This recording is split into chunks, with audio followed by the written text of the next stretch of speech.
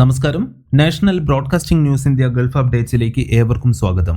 വാണിജ്യ ആവശ്യത്തിനായി നായ്ക്കളെയും പൂച്ചകളെയും ഇറക്കുമതി ചെയ്യുന്നതിൽ നിയന്ത്രണം ഏർപ്പെടുത്തി കുവൈത്ത് കാർഷിക മന്ത്രാലയം. തെരുവുകളിൽ അലഞ്ഞുതിരിയുന്ന മൃഗങ്ങളുടെ എണ്ണം വർദ്ധിച്ചതും പൊതുജനങ്ങളുടെ സുരക്ഷയും മുൻനിർത്തിയാണ് സർക്കാർ തീരുമാനം. ഇതിലൂടെ രാജ്യത്തേക്ക് എത്തുന്ന മൃഗങ്ങളുടെ എണ്ണം കുറയ്ക്കാനും ജനങ്ങൾ അവയെ ഉപേക്ഷിക്കുന്നത് മൃഗങ്ങളിലൂടെ രോഗങ്ങൾ വ്യാപിക്കുന്നത് പൊതുജനങ്ങളുടെ ആരോഗ്യത്തെയും ബാധിക്കുമെന്നാണ് വിലയിരുത്തൽ. ഇതിന്റെ അടിസ്ഥാനത്തിലാണ് നിയന്ത്രണം ഏർപ്പെടുത്തുന്നതെന്ന് അധികൃതർ വ്യക്തമാക്കി. ദേശീയ ദിനാഘോഷത്തിന്റെ ഭാഗമായി നടന്ന ആഘോഷങ്ങൾക്കിടെ ട്രാഫിക് നിയമങ്ങൾ ലംഘിച്ചവർക്കെതിരെ കർശന നടപടിയുമായി ഫുജൈറ പോലീസ്. സംഭവവുമായി ബന്ധപ്പെട്ട് 16 പേരെ അറസ്റ്റ് ചെയ്യുകയും 27 വാഹനങ്ങൾ പിടിച്ചെടുക്കുകയും ചെയ്തു. കേസുകൾ പബ്ലിക് പ്രോസിക്യൂഷന് കൈമാറിയതായി അധികൃതർ വ്യക്തമാക്കി. മറ്റുള്ളവരുടെ സുരക്ഷയ്ക്ക് ഭീഷണിയാകുന്ന തരത്തിൽ വാഹനം ഓടിച്ച, ട്രാഫിക് നിയമങ്ങൾ ലംഘിച്ചു, വാഹനങ്ങൾ നിയമവിരുദ്ധമായി മോഡിഫൈ ചെയ്തു തുടങ്ങി നിരവധി കുറ്റങ്ങളാണ് ഇവർക്കെതിരെ ചുമത്തിയിരിക്കുന്നത്.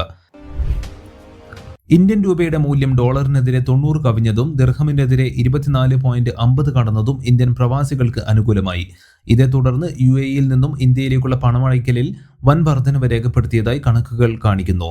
കറൻസി എക്സ്ചേഞ്ച് സ്ഥാപനങ്ങൾ ഘടനാപരമായി പ്രാധാന്യമുള്ളത് എന്ന് വിശേഷിപ്പിക്കുന്ന നിലവാരം വർഷങ്ങളായി പ്രവാസി ഇന്ത്യക്കാർക്ക് ഏറ്റവും അനുകൂലമായ പണമടയ്ക്കൽ സാധ്യത തുറന്നു നൽകി.